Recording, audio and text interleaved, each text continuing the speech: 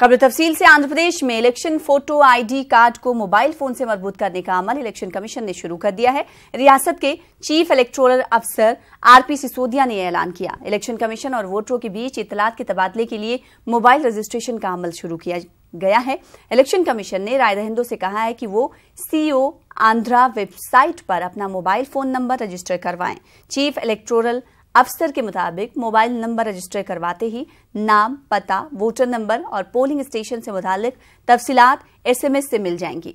Chief electoral अफसर के मुताबिक वोटर फहरिस्त में शफाफियत लाने और वोटरों की शिकायत दूर करने में मोबाइल रजिस्ट्रेशन का अमल काफी मुफीद साबित होगा। इस जिम्न में चीफ इलेक्टोरल अफसर ने एक प्रेजेंटेशन भी दिया।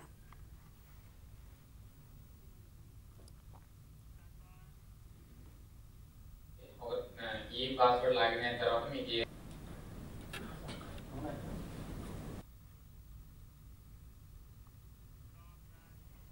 आंध्र प्रदेश आरटीसी मुलाजमीन हड़ताल के लिए तैयार हो गए। एम्प्लॉयज यूनियन ने आज आरटीसी एमडी सुरेंद्र बाबू को हड़ताल का नोटिस दिया। स्टाफ एंड वर्कर्स फेडरेशन ने हड़ताल की तायद करने का ऐलान किया है। आरटीसी मुलाजमीन ने तनख्वाहों में 50% इजाफा और अलायंस को 100% बढ़ाने की मांग की है। 19 मुतालबात पर मबनी अपनी याददाश्त मुलाजमीन तंजीम ने कॉरपोरेशन के हवाले कर दी है। आरटीसी को अवामी शोबे की कंपनी बनाने की मांग की जा रही है। खिसारों के मुताबिक आरटीसी को माली मदद फराहम करने का यूनियन ने मुतालबा रखा है। सरकारी मुलाजमीन की तर्ज पर आरटीसी में रिटायरमेंट की उम्र 60 साल करने की भी मांग की गई है। आरटीसी एमडी ने यूनियन लीडरों को आरटीसी की माली हालत से वाकिफ करवाया और कहा कि 3 जनवरी को पे रिवीजन कमेटी की मीटिंग होने वाली है। ऐसे में हड़ताल का नोटिस देना सही नहीं है। मुलाजमीन यूनियंस ने 4 जनवरी को तमाम तंजीमों के साथ मीटिंग करके आगे की हिकमत अमली तय करने की बात कही है। అన్ని కార్మిక సంఘాలతో జనవరి 4న సమావేశం ఏర్పాటు చేశాం। ఆ జనవరి 4 సమావేశంలో భవిష్యత్ కార్యాచరణ ఎలా ఉండాలి, భవిష్యత్తులో కార్మిక ఆర్టీసీ ఉద్యోగుల సమస్యల పట్ల ఎదుర్కొనేందుకు భవిష్యత్ పోరాటాన్ని ఆ రోజు కార్యాచరణ ప్రకటిస్తామని చెప్పి తెలియజేస్తూ సమ్మె నోటీస్ ఇచ్చిన 14 రోజుల తప్పుడు ఎప్పుడైనా 41 రోజుల్లోపు సమ్మె చేసుకునే అవకాశం ఉంది కాబట్టి జనవరి 13 తర్వాత ఏ క్షణానైనా సరే యాజమాన్యం వైఖరి చూసి సమ్మెకు సిద్ధం పడాల్సిన పరిస్థితి వస్తుంది। సమ్మె అనివార్యమైతే యాజమాన్యం ప్రభుత్వం బాధ్యత వహించాల్సి వస్తుందని సందర్భంగా తెలియజేస్తుంది। कर्नूल एयरपोर्ट पर तैयारों की लैंडिंग और टेक ऑफ का तजुर्बा आखिरकार कामयाब रहा। अप्रैल से एयरपोर्ट पर परवाजों की आमदोरफ्त शुरू हो जाएगी।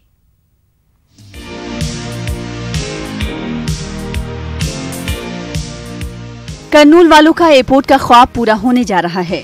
आज कर्नूल एयरपोर्ट पर पहली बार ट्रायल रन का कामयाबी से एहतमाम किया गया। बेगमपेट एयरपोर्ट से आने वाला छोटा टर्बो तैयारा कर्नूल एयरपोर्ट पर उतारा गया। महकमे तवानाई के प्रिंसिपल सेक्रेटरी विजय जैन ने यहां पहुंचकर एयरपोर्ट के कामों का जायजा लिया। उन्होंने बताया कि एयरपोर्ट के काम तकरीबन पूरे हो चुके हैं और बाकी मानदा काम भी जल्द ही पूरे कर दिए जाएंगे और वजीर आला चंद्रबाबू नायडू 8 जनवरी को एयरपोर्ट का इफ्तिताह करेंगे। ओरुवकल्लू के करीब 100 करोड़ रुपए की लागत से 1000 एकड़ रकबे पर ये एयरपोर्ट तामीर किया गया है। अप्रैल से इस एयरपोर्ट पर तैयारों की बाज़ाब्ता आमदोरफ्त का सिलसिला शुरू हो जाएगा। एयरपोर्ट को कारगर बनाने के लिए 3 महीनों के अंदर तमाम मंजूरियां हासिल करने की हुकूमत ने बात कही है। कर्नूल से विजयवाड़ा के बीच पहली परवाज शुरू करने का इरादा है। याद रहे कि 21 जून साल 2017 में वजीर आला चंद्रबाबू नायडू ने इस एयरपोर्ट के लिए संग बुनियाद रखा था और महज 18 महीनों में इसका काम पूरा किया गया। Bureau report, news 18 Urdu. Kurnool general hospital के महकमे अमराज कल्ब की जानिब से मुनक्किद की गई प्रेस कॉन्फ्रेंस में अस्पताल सुपरिटेंडेंट डॉक्टर के चंद्रशेखर राव ने बताया कि महकमे अमराज कल्ब ने इस साल 18,000 से ज्यादा मरीजों की जांच की और तकरीबन 350 से ज्यादा मरीजों का ऑपरेशन किया, जो अपने आप में एक रिकॉर्ड है। इस मौके पर डॉक्टर अली ने बताया कि कर्नूल की जनरल अस्पताल में गरीबों के लिए मुफ्त में बेहतरीन इलाज किया जा रहा है, लिहाजा इसका भरपूर फायदा उठाएं।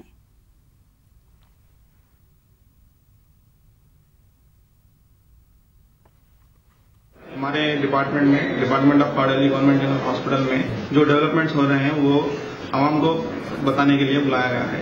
इसमें यह कहना यह है कि 18,000 से ज्यादा लोग ओपी में बताने के लिए आ रहे हैं और उनमें से तकरीबन 4,000 पेशेंट्स को एडमिट किया गया है और एडमिट किए से 4,000 के पेशेंट्स जो तादाद है पिछले साल से कंपेयर करें तो 10 गुना ज्यादा हुई है, तो 10% ज्यादा बढ़ी हुई है। और इसी हिसाब से जो भी ईसीजीस और एकोस है वो तकरीबन 80,000 ईसीजीस किए हैं और 10,000 तक के एकोस किए गए हैं, जो पिछले साल के हिसाब मुताबिक 25% ज्यादा है और इसी हिसाब से तकरीबन अराउंड 800 पेशेंट्स को जो है एंजियोग्राम का टेस्ट किया गया है। कर्नूल के एक खानगी फंक्शन हॉल में कांग्रेस पार्टी का इजलास मुनक्किद किया गया। एपीसीसी सदर रघुवीरा रेड्डी, साबिक मरकजी वजीर सूर्य प्रकाश रेड्डी के अलावा रियासती अक़लियती सेल के सदर अहमद अली खान और दीगर इस इजलास में शरीक रहे। इस मौके पर रघुवीरा रेड्डी ने बताया कि बीजेपी फिरका परस्ती की सियासत कर रही है, जिसकी वजह से आने वाले इंतखाबात में आवाम बीजेपी को जरूर सबक सिखाएंगे। उन्होंने कहा कि 3 तलाक बिल की तायीद कांग्रेस पार्टी भी करती है, मगर इसमें तरमीम की सख्त जरूरत है। इससे कबल अहमद अली खान ने बताया कि अगर अवाम रियासत आंध्र प्रदेश की तरक्की चाहती है तो कांग्रेस को इक़्तिदार में लाए। లోక్సభలో అయితే ఆ బిల్లు పాస్ చేయించుకున్నారు, అంతటితో అయిపోదు. ఈ రోజు రాజ్యసభలో చర్చ జరుగుతోంది, అక్కడ పాస్ కావాలి. లోపభూయిష్టంగా ఉంది, కాంగ్రెస్ పార్టీ కోరుతా ఉంది ఈ తలాక్ బిల్లును మీరు సెలెక్ట్ కమిటీకి పంపండి అని కాంగ్రెస్ పార్టీ మేము डिमांड राहुल गांधी का। आगे बढ़ेंगे। चंद्रबाबू नायडू के खिलाफ रिमार्क्स करने पर अनंतपुर में केसीआर का अलामती पुतला नजर आतिश किया गया। बरहम तेलुगु कारकुनों ने केसीआर डाउन डाउन के नारे बुलंद किए। सड़क पर धरना देकर एहतजाज दर्ज कराया गया। दूसरी जानिब चंद्रबाबू नायडू ने भी केसीआर को करारा जवाब दिया है। चंद्रबाबू नायडू ने केसीआर को मोदी मॉडल और जगनमोहन रेड्डी को जूनियर मोदी करार दिया है। హోందాతనాన్ని పూర్తిగా కోల్పోయి మాట్లాడాడు, పద్ధతి లేకుండా మాట్లాడాడు. రాజకీయ నాయకులకి ఒక హోందాతనం ఉంటుంది, వాడే భాష కూడా అసభ్యంగా ఒక పద్ధతి లేకుండా మాట్లాడడం చాలా దారుణం. ఎలక్షన్ క్యాంపెయిన్ చేయండి అన్నట్లు ప్రజాస్వామ్యం. నేను అదే చెప్పాను, హైదరాబాద్లో కూడా ఎక్కడికైనా రావచ్చు, వచ్చి మీరు ప్రజాస్వామ్యం చేయొచ్చు, మీటింగ్లు అడ్రస్ చేయొచ్చు, వైఎస్ఆర్ కాంగ్రెస్ పార్టీతో పొత్తు పెట్టుకోవచ్చు. నరేంద్ర మోడీ, వైఎస్ఆర్ కాంగ్రెస్, మీరు ముగ్గురు కలిసి పోటీ చేయండి. ఎన్నికల ముందు మీ నాటకాలు ప్రజలు నమ్మే స్థితిలో లేరు. వైఎస్ జగన్మోహన్ రెడ్డి, కేసీఆర్ అక్కడ మాట్లాడతాడు, ఈయన ఒక ట్వీట్ ఇస్తాడు, దానికి ఆయన రీట్వీట్ ఇస్తాడు. ఇద్దరిని అభినందిస్తూ నరేంద్ర మోడీ ఫోన్ చేస్తాడు. నా జీవితంలో ఎవరికి భయపడాలి, నేను గుర్తుపెట్టుకోలేడు. ఆంధ్రప్రదేశ్ అభివృద్ధి కాకూడదు నరేంద్ర మోడీకి, కేసీఆర్కి. ఇక్కడ అభివృద్ధి కాకూడదంటే ఏం చేయాలి? నన్ను డిస్టెబిలైజ్ చేయాలి. विजयवाड़ा के बंदर रोड पर वाकई लॉज में आतिशज़दगी का वाकया पेश आया है। गैस सिलेंडर फट पड़ने की वजह से शख्स शदीद तौर पर जख्मी हो गया है। फायर ब्रिगेड अमले ने अपनी कामयाब जद्दोजहद के जरिए आग पर काबू पाया, जिसके सबब एक बड़ा हादसा टल गया। मकामी अफराद ने बताया है कि दोपहर 12 बजे के वक्त गैस सिलेंडर की तब्दीली के दौरान ये वाकया पेश आया है, जिसमें प्रवीण कुमार गौड़ शदीद तौर पर जख्मी हुआ, जिसे मकामी अस्पताल में दाखिल करा दिया गया है।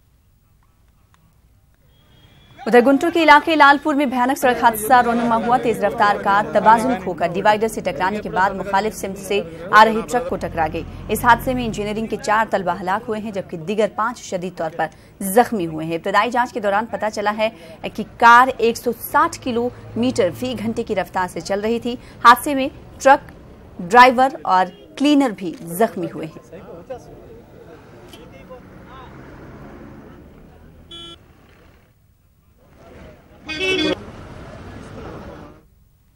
एक और ओहदेदार आज एसीबी की जाल में फंस गया है। मशरकी गोदावरी के एल्लूर पंचायत राज दफ्तर में खदमात अंजाम देने वाले दिवाकर के मकान पर एसीबी ओहदेदारों ने छापा मारा। इस दौरान करोड़ों रुपए नकद रकम के अलावा सोने चांदी के जेवरात, मुख्तलिफ मकामात पर फ्लाइट्स और ज़रई अराजी की निशानदेही हुई है। ओहदेदारों ने बताया है कि रियासत के मुख्तलिफ मकामात पर दिवाकर और उनकी बीवी के नाम पर तकरीबन 100 करोड़ रुपयों के असासे-जात मौजूद हैं। कई घंटों की छानबीन के बाद एसीबी ओहदेदारों ने दिवाकर को गिरफ्तार करते हुए अदालत में पेश किया। लोग नए साल के इस्तकबाल के लिए तैयारियों में मसरूफ हैं। आंध्र प्रदेश में घरों के आंगन में रंगोलियां सजाई जा रही हैं। नए साल पर केक काटने की भी रिवायत आम हो गई है। बाजारों में नए साल की खरीदारी के लिए हुजूम देखा गया। दुकानों, मकानों और लोगों ने रोशनियों से सजा दिया है।